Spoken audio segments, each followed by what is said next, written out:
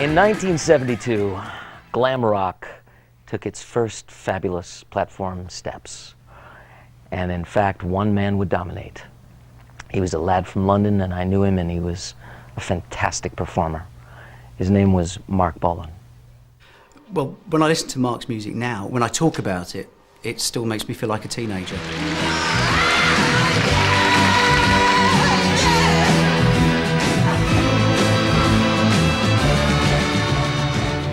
Arrogance is the first word that comes to mind. He was really full of it, and he knew he was great. That he could back it up, though. I remember when Metal Guru came out, and I actually took the day off school, and I went to a record shop in Birmingham called Lewis's, and went in and got the single, and it was just so exciting.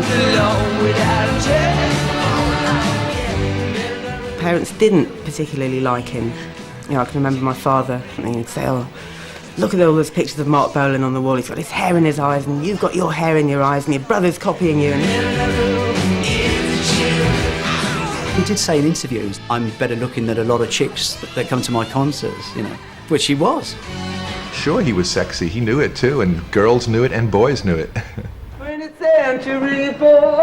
Glam rock was something new for the 70s, and nobody was more flamboyant, more glamorous than Marc and his group T-Rex.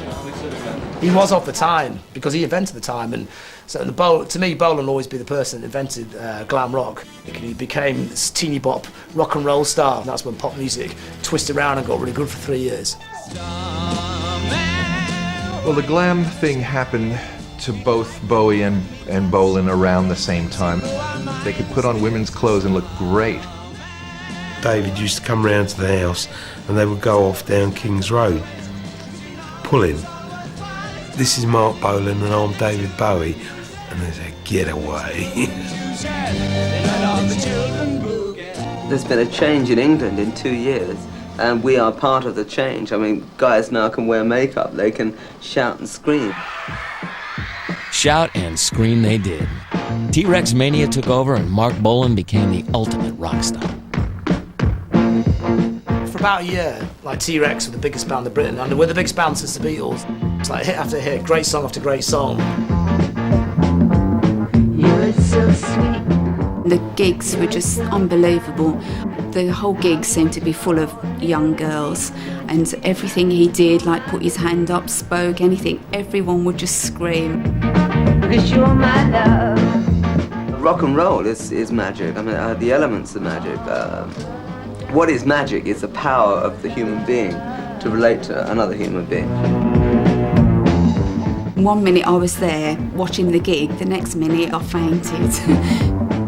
And I had to be carried backstage. I just sat kind of looking down on this chair, and then I was aware that someone was walking from my right, and as I turned to look, it was Marc. I've waited so long for that moment. But when he come home, he would never dare be a superstar, because my mum would just put her finger down and said, "Stop." We play for the kids that never saw the Beatles, never saw Jimi Hendrix. They're seeing us as those sort of people, you know, because they never saw it, they weren't around then. The average age of the audience is 15. T-Rex had transformed pop music, but after 18 brief months, the mania began to fade. If you're the most popular person for a certain period, and you put your stamp on it, it's very difficult when the times change. Record reviews were now saying every T-Rex single sounded the same, the album sounded the same, but it was true. And when I confronted Marc, he looked, for 1 second, he looked inside and he says, "No, not yet." He says, "We have to do one more rock album, you know, one more for the kids." The kids were shifting their allegiance to other pop acts. For Marc, holding the spotlight wasn't going to be easy. He certainly had insecurities about losing his fame. And what do you do when you're Marc Bolan? You can't go and get a normal job or get back into normal life, because once you've had that thing where loads of people think you're some kind of young god, you can't go back to being a human being.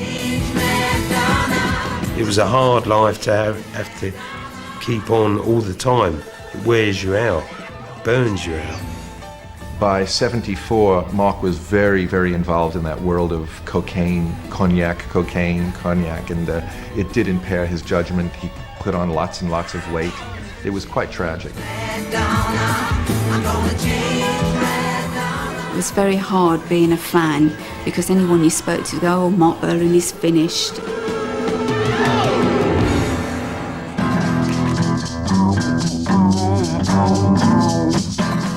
Marc came out of his dark days and married American soul singer Gloria Jones. They had a son named Rowan. He was over the moon, and that was the best thing that could have happened because it settled him down, and well, he lived for Roe. Gloria and Marc were involved in a tragic accident. I'm your toy, your 20th century boy. The news came that he'd been killed in a car crash. It was just devastating, actually. It was just the worst time.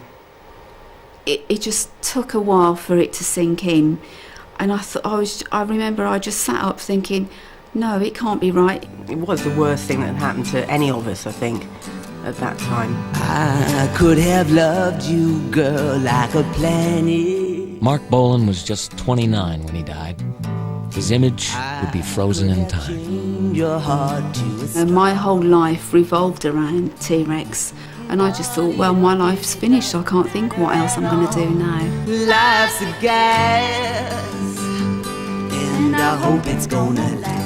We used to go to conventions and Marc Bolan parties after Marc had died. It was the only place to go where fans could congregate and chat about T-Rex. He was with a couple of friends and they were all wearing this same Marc Bolan t-shirt, and I hadn't seen this t-shirt before, so initially I just went up and said, where did you get your t-shirt from? And that was our kind of first meeting all those years ago. Two of Marc's biggest fans, Karen and Daniels, found true love and married.